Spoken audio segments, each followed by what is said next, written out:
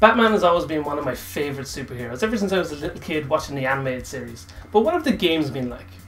Some of them have been good, some of them have been pretty bad. But let's not waste time looking at the Batmans and Robins of this world. Here's the top 5 Batman games. First up, we have a retro classic from the NES, Batman Return of the Joker.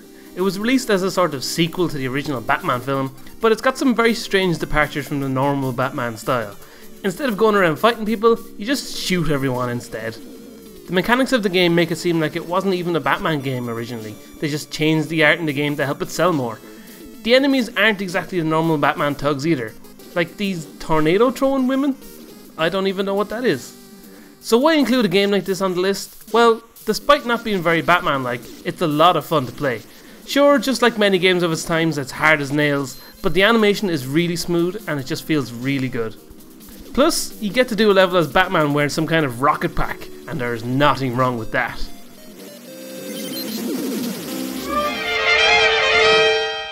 Next up on the list is Batman Returns for the Sega CD. This game used all the benefits that the new CD technology allowed, such as having awesome music and slightly better graphics.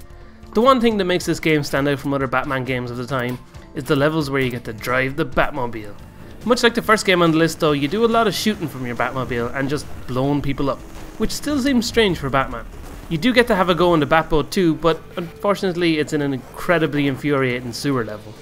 The rest of the game is a pretty standard platformer brawler game, although it has really bad enemy placements. They appear on the screen and usually have like no time to react before they hit you. The only way to succeed is through learning where every enemy will appear, and that's not fun. There is a pretty cool way of picking your weapons from the bat belt though, and you even get to have a semi-decent fight with Catwoman. Plus the loading screens are pretty damn snazzy too.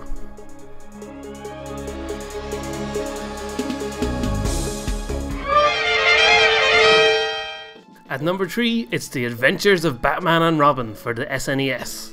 This game perfectly captures the style and spirit of the old animated series and almost makes you feel like you're playing an episode of the cartoon. The animation in the game is absolutely spot on, and all the character designs look almost like they're just taken straight from the show. Apart from Batman's weird way of running, it's a lot of fun to play. It's never unfair like the previous games on the list were, and just like Batman should, you take out the bad guys with just one punch. There was a version of the game on the Sega Genesis too, but that one was a lot more generic and didn't really match up to the animated series quite as well as the SNES game does. The only downside is that everything in the game feels like it's dragged out just a little bit too long. Boss fights go on forever, and some set pieces, like the roller coaster ride where you fight the Joker, just seem like they will never end. It's definitely worth checking out though, but be prepared for a bit of a slog.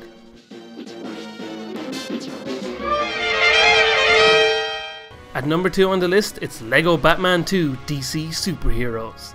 I was a big fan of this game, and it was a big shift in the LEGO games when it first came out. It was the first LEGO game to feature actual voices in the game during cutscenes. Really try not to make such a mess while you're fighting crime. I can see you smirking in there. They tried doing a new story without any talking in the first LEGO Batman game, and it didn't really work. But the voices in this one were an absolutely perfect addition. This was also the first LEGO game to give you a huge open city to run around in between missions, with a load of extra side missions and plenty of people to run over in your Batmobile. And unlike the Sega CD game, you actually get to explore the whole city and not just drive in a straight line. Most levels in the game have you running around and changing into a variety of costumes for both Batman and Robin.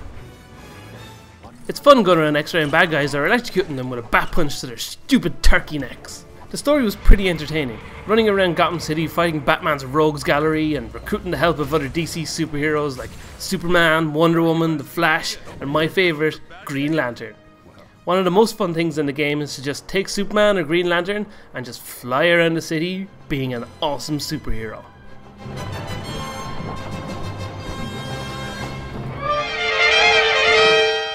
Here it is, my favourite Batman game of all time. Well, really it's more like 3 games. It's the Batman Arkham series. There's a lot that's pretty much the same in these games, so rather than clogging up the list with all of them, let's take a look at what makes these games great. The original game, Arkham Asylum, was the first time where you really got to feel like you were Batman. The way he moves and the way he fights made you feel like you really were the true badass that Batman is. The one moment that really sold this game to me was an early one, where you have to rescue an inmate from falling, and in true Batman style, right after pulling the scumbag up, Batman punches him right in the turkey neck.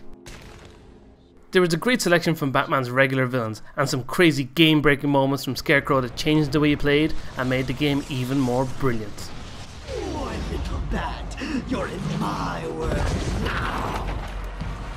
The follow-up game, Arkham City, was a really good game too, but it just didn't have the same magic, with a very disappointing ending to the game's story. It added a large open world to the series with even more classic villains like Mr. Freeze and Two-Face, as well as giving you the opportunity to play as Catwoman in some scenes, which kind of felt jarring and didn't really make a huge amount of sense for the story. It was fun exploring the open world, and there was a selection of side missions added to the game which gave you more background on the story, as well as giving insight into other characters from the extended Batman universe.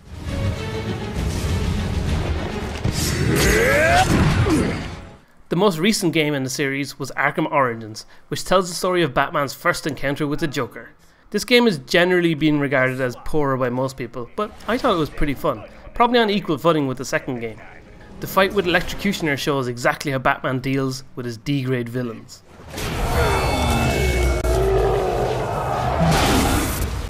Out of the 3 Arkham games so far, I'd have to say that the first game is my absolute favourite, because there's nothing quite like the first time you get to soar through the sky and punch some jerk in the neck.